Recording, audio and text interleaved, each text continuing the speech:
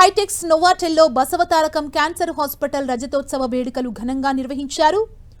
ఈ వేడుకలకు AP CM Chandrababu, మాజీ ఉపరాష్ట్రపతి వెంకయ్య నాయుడు, దగ్గుబాటి వెంకటేశ్వరరావు, పురంధేశ్వరి దంపతులు, కేంద్ర మంత్రులు అనుప్రియ పటేల్, పెమ్మసాని, ఏపీ మంత్రి సత్యకుమార్, కాంగ్రెస్ నేత కేవీపీ, సినీ నటి గౌతమి, మమతా మోహన్ దాస్ హాజరయ్యారు. ముందుగా జ్యోతి ప్రజ్వలన చేసి కార్యక్రమాన్ని ప్రారంభించారు.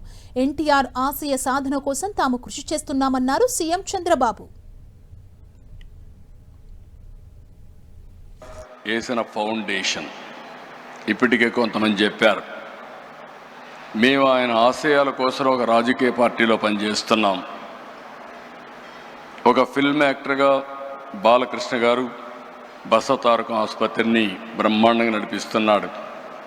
ఇంకొక పక్క డాక్టర్ అయినటువంటి మా మిస్సెస్ భువనేశ్వర్ గారు ఎన్టీఆర్ మెమోరియల్ ట్రస్ట్ పెట్టి, ట్రస్ట్ ద్వారా తలసేమియా కానీ, ఎడ్యుకేషన్ కానీ అనేక సేవా కార్యక్రమాలు చేస్తున్నారు.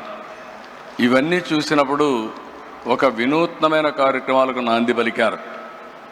ఇద్దరు పిల్లలు కూడా కొడుకు తల్లి పేరు పెట్టుకొని సేవా కార్యక్రమాలు చేస్తే, కూతురు తండ్రి పేరు పెట్టుకొని సేవా కార్యక్రమాలు చేసే ఏకైక కుటుంబం ఎన్టీఆర్ కుటుంబం.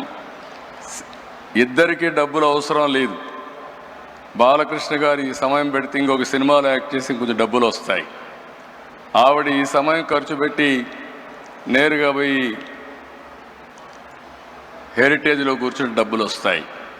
కానీ ఇద్దరు కూడా ఇక్కడ పేదలకు సేవ చేసినప్పుడు ఉండే ఆనందం అక్కడ వ్యాపారం చేసినప్పుడు కానీ, యాక్టింగ్ చేసినప్పుడు వచ్చే డబ్బులతో కాదు. అది ఆ రోజు ఆ కుటుంబం యొక్క విశిష్టత అని చెప్పి కూడా నేను మీకు తెలియజేస్తున్నా.